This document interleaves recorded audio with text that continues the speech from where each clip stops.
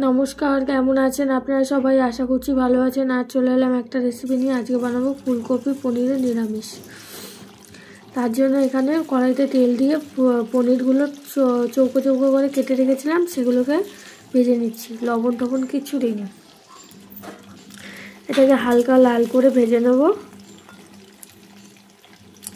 ভেজে তুলে নেব। ভাজা হয়ে এসছে, তুলে নেব। বেশি ভাজিনি, হালকা একটু এসে গোল্ডেন গোল্ডেন কালার এসছে।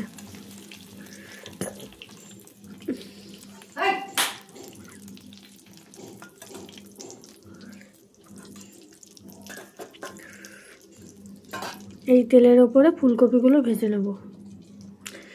দিয়ে দিচ্ছি ফুলকপি, ছোটো একটা ফুলকপি নিয়েছিলাম, সেটাকেই ভাজবো।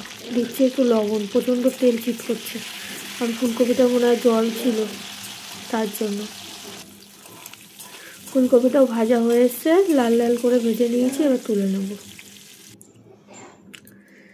এরপরে এই তেলের ওপর দিয়ে দেবো তেজপাতা, গোটা গরম মশলা, নিচে এলাচ আর দারচিনি, আর দিচ্ছি গোটা জিরে। ফোড়ন দিয়ে এবার দিয়ে দেবো আলুগুলোকে ভেজে নেব।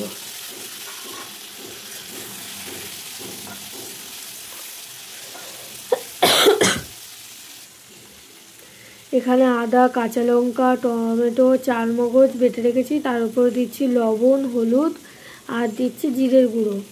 এটাকে একসাথে করে তেলের উপর দিয়ে দেবো।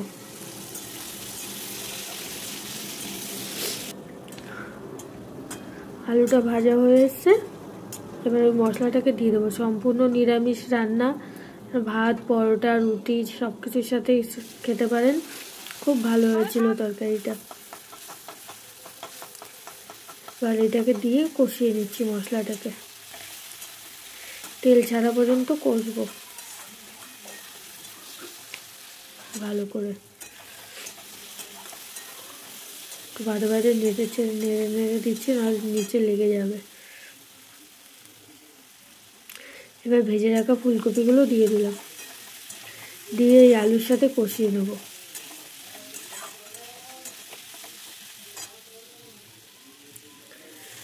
সে একটুখানি মশলার বাটি ধোয়া জল, যাতে নিচে লেগে না যায়, মশলাটা পুড়ে না যায়, তার জন্য। দিয়ে এবার ভালো করে কষাবো, আরও খানিকক্ষণ কষাবো।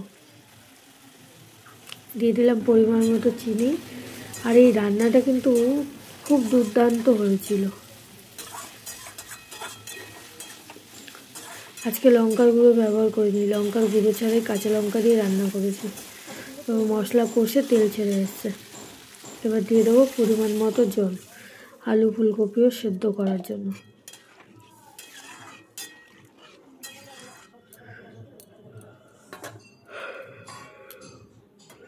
এবার ঢাকা দিয়ে দেবো খানিকক্ষণ ফুটানোর জন্য। ফুটে এসছে, এবার পনিরগুলো দিয়ে দেবো, ভেজে রাখা পনির।